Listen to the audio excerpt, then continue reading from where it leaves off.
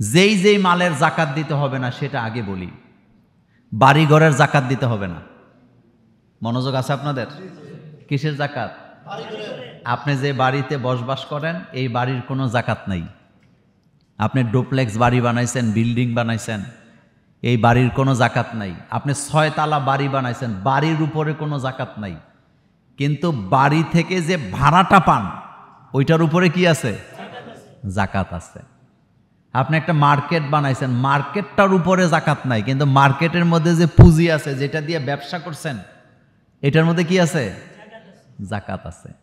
আপনার ঘরে হান্ডি পাতিল ব্যবহারের যা আছে, খাট পালং তোষক, কিছুর জাকাত নাই। মনোযোগ আছে? এগুলার কি নাই?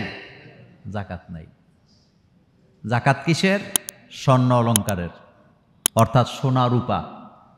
কারো ঘরে যদি 7.5 তোলা স্বর্ণ থাকে, অর্থাৎ যেটাকে 7.5 ভরি বলেন আপনারা, তাহলে তার উপরে কি আছে? জাকাত আছে। কারো ঘরে যদি 52.5 তোলা রূপা থাকে, তাহলে তার উপরে কি আছে? জাকাত আছে। জাকাত দিতে হবে। জাকাত হবে 2.5%। বলেন কত পার্সেন্ট? অর্থাৎ 100 টাকায় 2.5 টাকা। 100 টাকায়, তাহলে 1 লাখ টাকায় কত হয় বলেন তো? 2,500 টাকা জাকাত। স্বর্ণ দেখবেন কত ভরি আছে, 7.5 ভরির উপরে যাবে মানে জাকাত আসবে পুরাটার উপরে।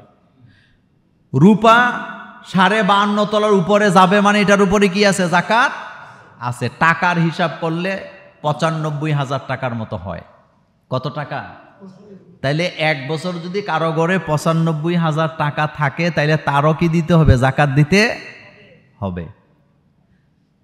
আপনি সারা বছর কামাই করছেন, খাইছেন, আপনার কাছে কোনো গচ্ছিত টাকা 1 বছর ছিল না, নেশাব পরিমাণ মালও আপনার কাছে ছিল না, তাহলে ওই লোকের উপরে জাকাত নাই। এক কথায় ব্যবহারের জিনিসের উপরে জাকাত আসবে না। আপনার যে জমি আছে, জমির উপরে জাকাত নাই। ফসলের জমি আছে, ওইটার উপরে কি নাই? জাকাত নাই। ফসলের জমির উপরে জাকাত নাই। ফসলের উপরে একটা জাকাত আছে, যেটা ফসল উঠাবার পরে দেওয়া হয়। এটাকে কি বলে? ওসর বলে। ওসরটা আমাদের দেশে বুঝে না। আর ওসরের সিস্টেম হলো, আপনি যদি পুরান পানিতে ফসলটা করেন, মানে আপনি পানি দেন নাই, আপনি সার দেন নাই, এটার আগে করতো না এরকম, এইটা দিবেন 20%। কত পার্সেন্ট? কিন্তু যেটাতে আপনি খরচ করছেন, আপনি সার দিছেন, পানি দিছেন, পেট্রোল খরচ করছেন, ওইটা দিবেন 10%। আল্লাহ কি বান্দার প্রতি দয়া করে নাকি জুলুম করে? সুবহানাল্লাহ। আল্লাহর চাইতে দয়ালু আর কেউ আছে নাকি? নাই। তাহলে বাড়িতে যায় দেখবেন ঘরের ভিতরে কত ভরি স্বর্ণ আছে। 7.5 ভরির উপরে গেলেই পুরাটার উপরে জাকাত আসবে। এবার যত ভরি থাকুক, 52.5। এখন তো রূপার ব্যবহার কমে গেছে, বাংলাদেশে রূপার ব্যবহার একেবারেই কমে গেছে। তাইলে ওইটার উপরে কি দিতে হবে? জাকাত দিতে হবে। এখন আসেন, আমি কথাটা বাড়াইতে চাই না, আমি গুরুত্বপূর্ণ কিছু কথা বলতে চাই। প্রথম কথা হলো, জাকাতটা হিসাব করবেন বাৎসরিক হিসাবে। কি হিসাবে? যেমন আজকে রোজার কয় তারিখ বলেন তো? 6টা। এই আজকে থেকে, আজকে গত বছর রমজানের 6 তারিখ থেকে নিয়ে আজকে, অথবা 20 তারিখ থেকে নিয়ে আজকে, অথবা 1 তারিখ থেকে নিয়ে আজকে পর্যন্ত আপনার ঘরে যদি এই পরিমাণ সম্পদ, 52.5 তোলা রূপা অথবা 7.5 তোলা স্বর্ণ আপনার ঘরে যদি গচ্ছিত থেকে থাকে, আপনি এটার উপরে জাকাত দিবেন। টাকার হিসাবে 95, কত হাজার বললাম? 95, 90, 1 লাখ, যেটাই থাকুক এটার উপরে জাকাত দিবেন। এবার এটা যত টাকা হোক, গচ্ছিত টাকা, যেই টাকা জমা আছে, এটা আপনি ধরেন নাই, ভাঙ্গেন নাই, এটার উপরে কি দিতে হবে? জাকাত দিতে হবে। এক কথায় বলে দেই, জাকাতের মাসালাটা যেখানে সেখানে জিজ্ঞেস করলে সঠিক জবাব পাইতে নাও পারেন। এজন্য বিজ্ঞ আলেম যারা, জাকাত নিয়ে যারা গবেষণা করে, তাদের কাছ থেকে জাকাতের মাসালাগুলো জানার জন্য আপনাদেরকে আমি পরামর্শ দিলাম। এখন আসেন যেই বিষয়টা আমার গুরুত্বপূর্ণ কথা, সেটা হলো জাকাত আপনি খরচ করে দিলে আপনার জাকাত আদায় হবে না, এবং আল্লাহর দেয়া খাত ছাড়া অন্য কোনো খাতে জাকাতের টাকা দিলেও জাকাত আদায় হবে না। আল্লাহ পাক খাতগুলা নির্দিষ্ট করে দিছে, একেবারে বলে দিছেন কে? নির্দিষ্ট করে দিছেন কে? আল্লাহ। আয়াতের দিকে তাকান, আল্লাহ রাব্বুল আলামিন বলছেন, ইন্নামাস সাদাকাতু লিল ফুকারাই ওয়াল মাসাকিন। আল্লাহ পাক বলছেন নিশ্চয়ই যাকাত পাবে ফকিরেরা, মিসকিনেরা। ফকিরে পাবে, মিসকিনে পাবে। ওয়াল আমিলিন, যারা জাকাতের কর্মচারী তারা পাবে, জাকাত যারা হেঁটে হেঁটে বন্টন করে বা উঠায়। আলাইহা ওয়াল মুআল্লাফাতি কুলুব, অথবা অমুসলিমের হৃদয়কে জয় করার জন্য, ইসলামের দিকে আকৃষ্ট করার জন্য অমুসলিমকে জাকাত দেওয়া। অফির রিকাব অল গারিমিন, অফির রিকাব ঋণগ্রস্ত লোক, অল গারিমিন অথবা গোলামকে আজাদ করার জন্য জাকাত দেওয়া। অফি সাবিলিল্লাহ, আল্লাহর রাস্তায় দেওয়া। আপনার সাবিল অথবা আল্লাহর রাস্তায় দেওয়া, মুসাফিরকে দেওয়া। ফারিদাতাম মিনাল্লাহ, এটা তোমাদের জন্য আল্লাহ ফরজ করে দিয়েছেন। তাহলে জাকাতের খাত 8টা। বলেন জাকাতের খাত কয়টা? এই 8টা জায়গায় জাকাত দিবেন, এর বাইরে দিবেন না। আল্লাহ পাক বলছে ইন্নামা, ইন্নামা দিয়ে আল্লাহ নির্দিষ্ট করে দিছে অবশ্যই জাকাতটা পাবে কে? লিল ফুকারা, ফকির, অল মাসাকিন, মিসকিন। ফকির আর মিসকিনের মধ্যে পার্থক্য আছে। ফকির হলো যে নিঃস্ব, যার কাছে কিছুই নাই, কিন্তু সে মানুষের কাছে হাত পাততে পারে, তারে কি কয়? ফকির।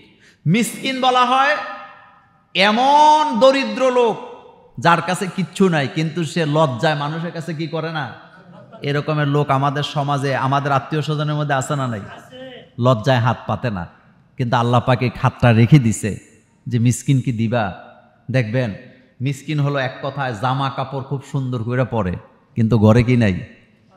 এরকম আসেনি? আমাদের দেশে এটারে কয় ফুটানি করে। না, আপনি এটা বুঝেন নাই, এটা বলবেন না কখনো। কোনো ব্যক্তির যদি ঘরে সম্পদ না থাকে, খাওয়া না থাকে, জামা কাপড় যদি ভালো ভালো পরে, আমরা অনেক সময় খোটা দেই কি না? আমরা কই দেখছো নিতে ফুটানি করে, তার ঘরের মধ্যে খানা নাই, ছেলে মেয়ের ভাত নাই। না, এটা করে সে লজ্জায়। বলেন কিসে করে? এই জন্য তাদের জন্য জাকাতের একটা খাত আছে। আল্লাহ রাব্বুল আলামিন কত দয়ালু।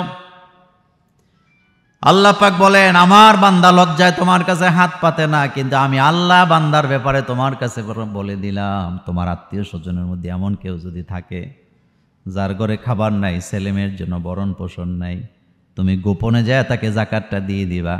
জাকাত জাকাত জাকাত বলে বলে দিতে হবে না, আপনি মুড করে জাকাতের টাকা দিয়ে দিবেন। এটাই হলো নিয়ম। মাইকিং করে আছে না বাংলাদেশে, জাকাতের শাড়ি আনতে যাইয়া পায়ের মধ্যে পিষ্ট হইয়া মানুষ মরছে, এমন ঘটনা আপনারা শুনেন নাই? কিসের জাকাত? এগুলা তামসা। এগুলা হইল কি? তামসা। আবার মৌসুমি জাকাত দাতা আছে কিছু, আগামীতে নির্বাচন করব। আগামীতে কি করবে? মনে করেন এটা বুড়িচং থানা, তো বুড়িচং ব্রাহ্মণপাড়া মিলে সিট কয়টা? এখানে মনে করেন উনি নির্বাচন করবে, তো উনি 2 টাক শাড়ি কাপড় নিয়ে আসে এলাকায়, আইসা এলাকা এলাকা হাইটা হাইটা জাকাত দেয়। মূলত জাকাতও দেয় না, এটা সাহায্য করার জন্য দেয় নাই, মূলত দিছে আগামীতে কি করবে, একটা জানান দিছে, মাশাআল্লাহ অমুক ভাইয়ের সালাম নিন, জাকাতের শাড়ি নিয়ে যান। জাকাতের শাড়ি তো শাড়ি না, এই যেন দেখলে মনে হয় মশারি। এরকমের মশারি আমাদের দেশে আছে না নাই? আছে। জাকাতের টাকা জাকাতদাতা খরচ করে দেওয়ার কোনো অধিকার নাই। কথা কি বুঝাইতে পারছি? জাকাতের টাকা জাকাতদাতা খরচ করে দেওয়ার কোনো অধিকার নাই। দোকানের সামনে লিখে রাখে জাকাতের শাড়ি পাওয়া যায়, তো জাকাত কি তুই নিজে দেশ নি বেটা, তুই জাকাতের শাড়ি পাওয়া যায়, হাতে এটা বিক্রি করে, কিন্তু লিখে রাখছে এটা কিসের কাপড়? জাকাতের কাপড়। জাকাত দিতে হবে নেশাব হিসাব করে। কারণ জাকাত দিতে অস্বীকার করে নাই, যখন বলা হয়েছে হিসাব করে দিতে তখন সে বিগড়ে গেছে। মুসা আলাইহিস সালামকে বলতেছে বুঝতে পারছি তোমার আমার মালের দিকে তোমার নজর পড়ছে। এই আমাদের দেশেও জাকাত থোক বরাদ্দ একটা দিয়ে দেয়, কোটি কোটি টাকার মালিক। জাকাত দিলে সম্পদ বাড়ে না কমে? এটার মধ্যেও বুঝে আমাদের ভুল আছে। আমরা মনে করি জাকাত যে দেয় হের সম্পদ বাড়ে না, জাকাত দিলে রাষ্ট্রের সম্পদ বাড়ে। কার সম্পদ বাড়ে? আচ্ছা এবার খেয়াল করেন, মনে করেন বাংলাদেশে 5 লক্ষ লোকে 2025 সালে জাকাত দিবে। জাকাতটা এমন পরিমাণে দিবে যেই জাকাতটা যে নিবে সে যেন এটা দিয়ে স্বাবলম্বী হতে পারে। আমাদের দেশে যারা জাকাত দেয় বা রমজানে আমরা যারা দান করি, আপনি দেখবেন 20 বছর আগে যার নাম 20 বছর পরেও তার নাম জাকাতের মধ্যে আছে না নাই? হে আর স্বাবলম্বী হয় নাই, কারণ সে এমন জাকাত পায় যেই জাকাত দিয়া 10 কেজি চাউলও কিনতে পারে না। জাকাত এই জন্য আল্লাহ ফরজ করে নেই। জাকাত আসছে একজন লোককে স্বাবলম্বী করার জন্য। তো মনে করেন 5 লক্ষ লোকে জাকাত দিল, এত পরিমাণে দিল 5 লক্ষ লোককেই দিল, তাহলে 2025 সালে জাকাত দাতা 5 লক্ষ, জাকাত গ্রহীতা 5 লাখ। জাকাত যারা গ্রহণ করলেন তারা গরু কিনলেন, দুম্বা কিনলেন, উট কিনলেন, ছাগল কিনলেন, ব্যবসা দিলেন, বাণিজ্য দিলেন, দিয়ে তারা আবার 1 বছরের মাথায় এতটা সম্পদশালী হয়ে গেছে 2026 সালে, যেই 25 সালে যারা জাকাত খাইছে 26 সালে তারা জাকাত দাতার কাতারে চলে গেছে। তাহলে 25 সালে জাকাত দিছিল কয় লাখ? 26 সালে যায় এটা হয়ে গেছে 10 লাখ। মনোযোগ আছে? কয় লাখ? তাহলে 26 সালে আবার 10 লক্ষ লোকে আবার 10 লক্ষ লোকের জাকাত দিছে। দেওয়ার পরে 27 সালে যাইয়া এটা দাতা হয়ে গেছে 20 লাখ।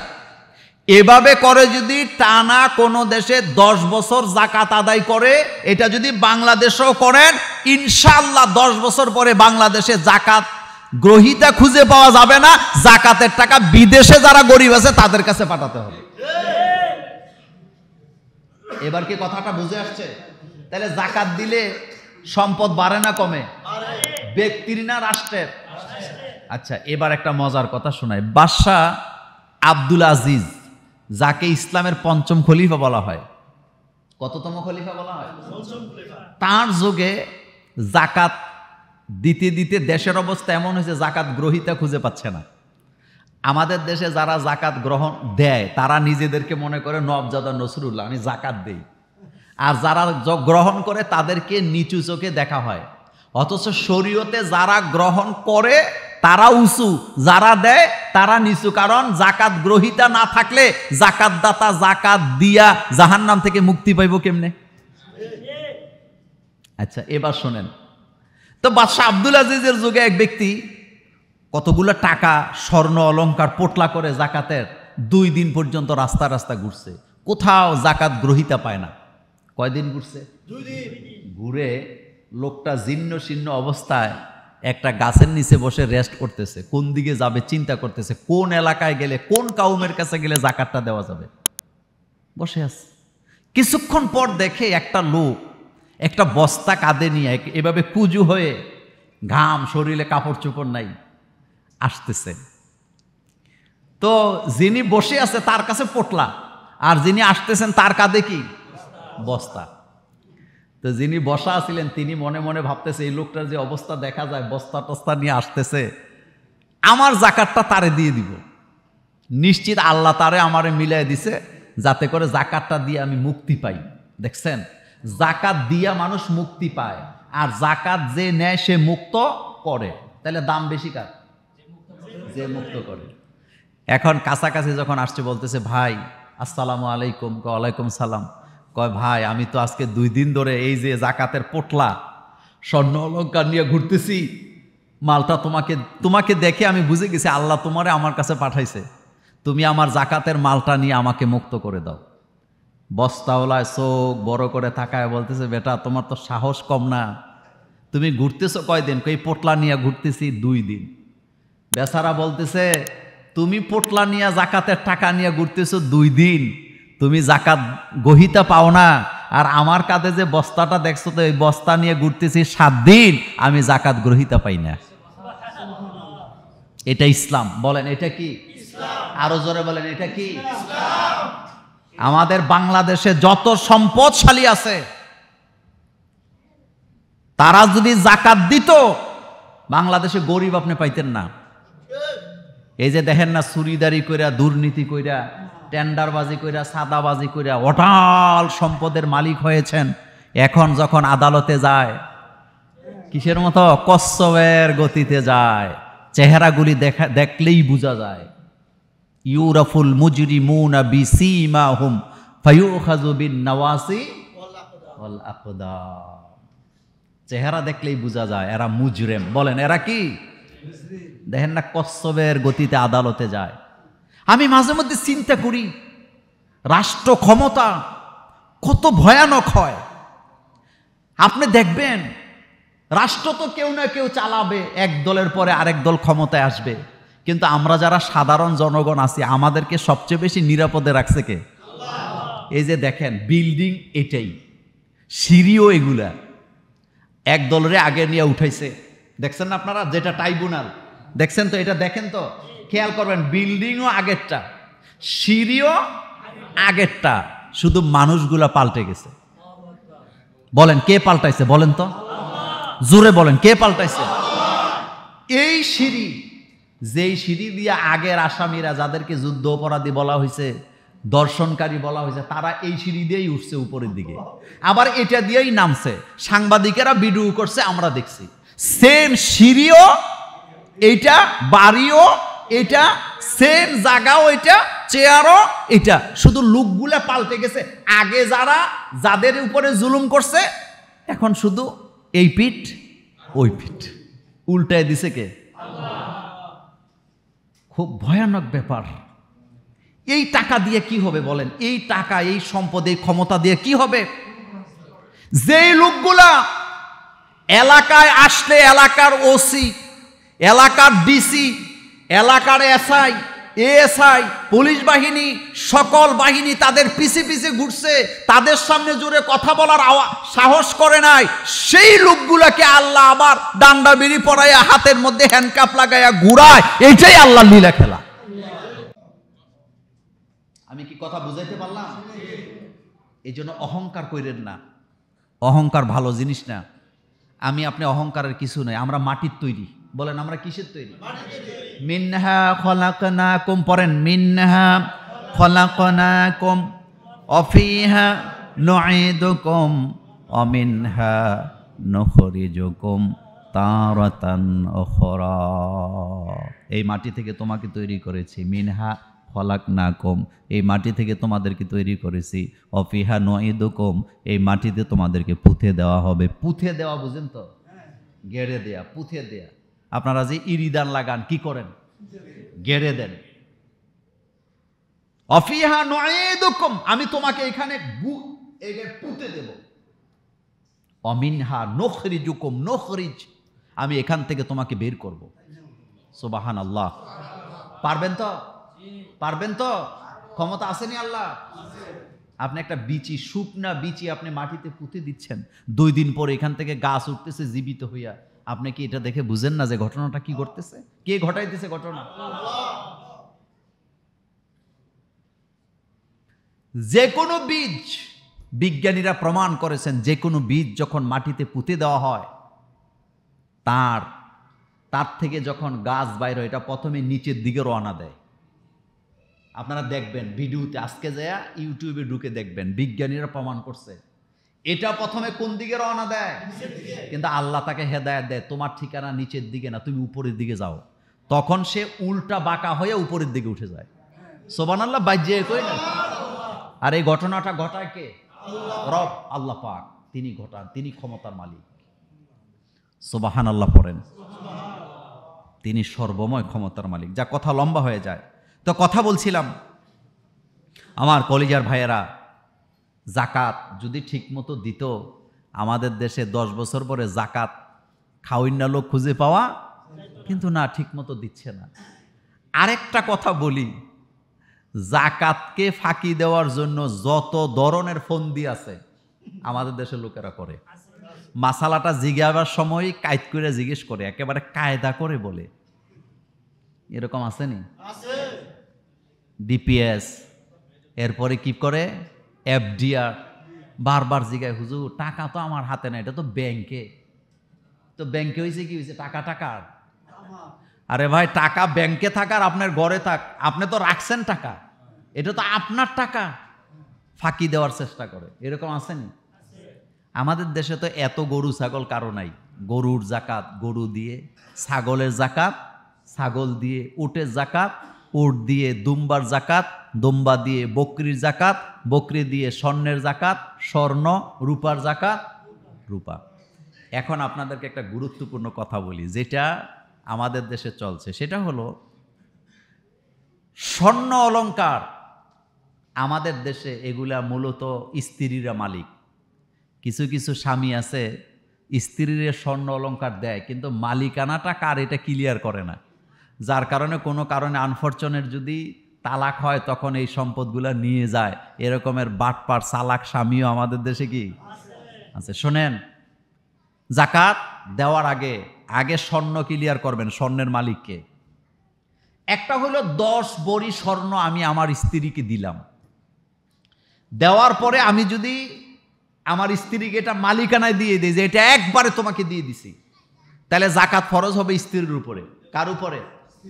কিন্তু আমি আমার স্ত্রীরে যা দিয়ে রাখছি, মালিকানা ক্লিয়ার করি নাই, তাহলে জাকাত আমাকে দিতে হবে। এখন বলবেন হুজুর বউর কাছে তো টাকা নাই, জাকাত যদি আমি দিয়ে দিই। হ্যাঁ, আপনি যদি আপনার স্ত্রীর স্বর্ণ অলংকারের জাকাত স্ত্রীর পক্ষ থেকে দিয়ে দেন, জাকাত আদায় হয়ে যাবে, কোনো সমস্যা নাই। কিন্তু জাকাত দিতে হবে, জাকাতকে ফাঁকি দেওয়ার কোনো সুযোগ নাই। এজন্য আমাদের যারা আমরা স্বামী আছি, আমাদের উচিত মালিকানাটা আগে ক্লিয়ার করা।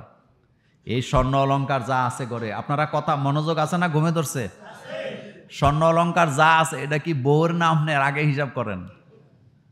এত চালাক, এই ব্যাপারে খুব চালাক মানুষ, পুরুষরা বড় চালাকি করে এই জায়গায়। স্বর্ণ অলংকার দেয় কিন্তু মালিকানা ক্লিয়ার করে না। এরকম আসেনি? স্ত্রীটা স্ত্রীকে দিয়ে দিবেন। আর স্ত্রীদের কাছে যেহেতু টাকা নাই, কামাই করতে পারে না, আপনি তাদের জাকাত কি করবেন? আদায় করে দিতে হবে, জাকাত দিতে হবে। জাকাত কি নাই? মাফ নাই। আমার কলিজার ভাইয়েরা, এখন একটা গুরুত্বপূর্ণ ব্যাপার আপনাদের সাথে আলোচনা করি, সেটা হলো রমজানের মাস। রোজা যে আমরা রাখতেছি, সবার রোজা সমান নয়। বলেন সবার রোজা কি না? রোজার 3টা স্তর আছে। বলেন, এদিকে তাকান, কয়টা? 3টা স্তর আছে। খালি রোজা রাখলাম আর ইফতারি করলাম হবে না। রোজার মধ্যে 3টা স্তর আছে। 1 নাম্বার সাধারণ রোজা, নরমালি রোজা রাখছে। 2 নাম্বারে বিশেষ শ্রেণীর রোজা, 3 নাম্বারে অতি বিশেষ শ্রেণীর রোজা। আচ্ছা, এখন আসেন সাধারণ রোজা কি? সাধারণ রোজা হলো সেহরি খাইলাম, এরপরে যৌবিক চাহিদা থেকে নিজেরে বিরত রাখলাম, জাস্ট এর বাইরে কিছু নেই। কিন্তু বিশেষ শ্রেণীর রোজা হলো পেটের চাহিদা, লজ্জাস্থানের চাহিদা, অর্থাৎ হারাম কোনো কাজে আমি নাই। আমি আমার চোখকে হেফাজত করছি, আমি আমার কানকে হেফাজত করছি, আমি আমার জিহ্বাকে হেফাজত করছি, মিথ্যা কথা বলি নাই, চগলখুরি করি নাই। এটা হলো বিশেষ শ্রেণী, অর্থাৎ আগেরটার চাইতে এটা কি একটু মর্যাদা বেশি রাখে। 3 নম্বরে অতি বিশেষ শ্রেণীর রোজা, যেটা হলো সারা দিন আল্লাহর ইবাদতে কাটায় দেওয়া। বলেন কার ইবাদতে? আপনি দেখবেন কিছু মানুষ আছে রোজা রাখে, তারাবি পড়ে না, আসেনি? কিছু মানুষ আছে ইফতারি খায় কিন্তু মাগরিবের নামাজ পড়ে না। কিছু মানুষ আছে তারাবি নাই, তাহাজ্জুদ নাই, কিয়ামুল লাইল নাই।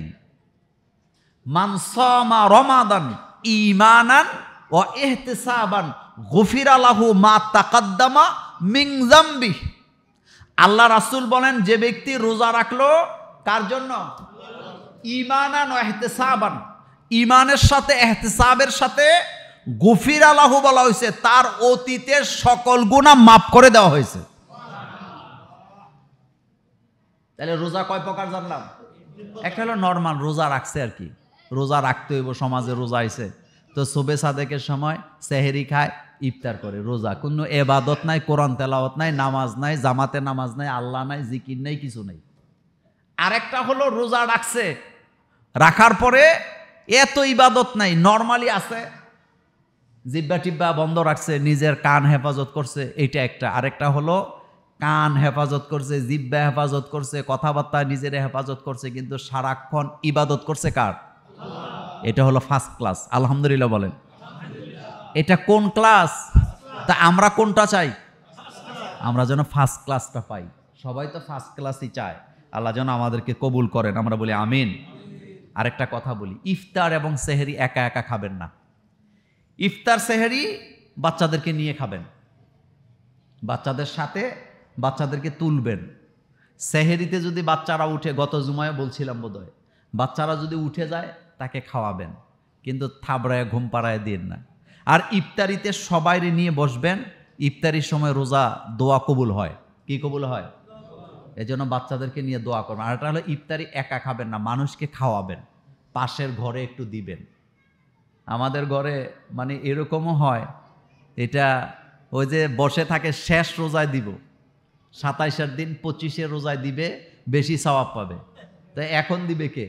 এরপরে দেখা যায় কি 27-এর রোজা সবাই সবার ঘরে দিছে ইফতারি, এক বস্তা করে এক এক ঘরে আছে, সব ডেইনে ফালায়, এরকমের আপনারা বোধহয় দেখেন নাই। পাশের বাড়িতে ইফতার আজকে দিবেন, কালকে দিবেন, পরশু দিবেন, আপনার যেদিন মনে চায় সেদিন দিবেন, আল্লাহর হস্তে শেষের জন্য জমায় রেখেন না। আরেকটা সিদ্ধান্ত নেন যে আমি ডেলি একজনকে ইফতারি করাবো।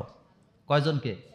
এটা পাশের ঘরের লোক হইতে পারে, আপনি বাই রোটেশন দিতে থাকবেন। আজকে এক প্লেট এক ঘরে দিলেন, আগামী দিন আরেক প্লেট আরেক ঘরে দিলেন। রাসূল সাল্লাল্লাহু আলাইহি ওয়াসাল্লাম বললেন, রোজাদারকে যারা ইফতারি করাইলো, রোজা রেখে যেই সওয়াব পাইলো, ইফতারি করাবার কারণে সেম সওয়াব পাবে। ইতফা বিল্লাতি হিয়া আহসান। এজন্য নেক কাজে উৎসাহ দিবেন, নেক কাজ করতে মানুষকে সুযোগ করে দিবেন। কেউ কেউ আবার বলে যে মিয়া সারাদিন রোজা রাখছি তোমারে সওয়াব দেওয়ানের লিগা। না, আল্লাহর কাছে কি সওয়াবের কোনো কমতি আছে? শোনেন, রোজার মাস আসছেই, ভ্রাতৃত্ব কিসের জন্য?